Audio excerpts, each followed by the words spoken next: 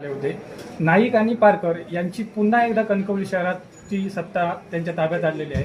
त्याबद्दल या क्षणाबद्दल तुम्हाला काय वाटतं? नाही, गेली म्हणजे 2003ला जेव्हा पहिली नगरपंचायत कणकवलीची झाली आणि थेट जनतेतनं निवडून येण्याचा सन्मान मला मिळाला, त्यावेळी वैभव नाईक सुद्धा हे नगरसेवक म्हणून निवडून आले होते आणि 10 आणि 5 अशापैकी 15चं बहुमत आमच्याजवळ होतं. 17 पैकी 2च नगरसेवक विरोधी पक्षाचे आलेले होते आणि त्याचवेळी वैभव नाईकांना उपनगराध्यक्ष पदाची जबाबदारी आम्ही दिली आणि तीच परत म्हणजे इतिहासाची पुनरावृत्ती झालेली आहे.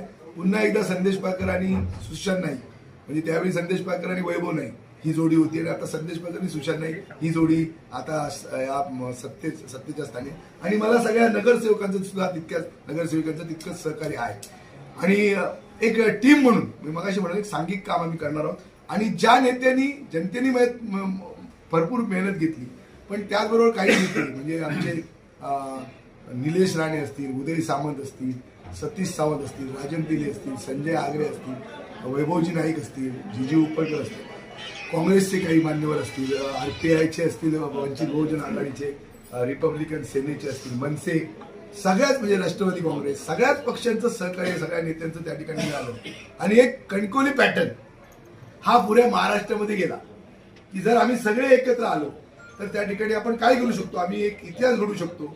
हा एक मेसेज, हा एक पॅटर्न पुऱ्या महाराष्ट्रामध्ये या कणकवलीच्या जनतेने त्या ठिकाणी दिला.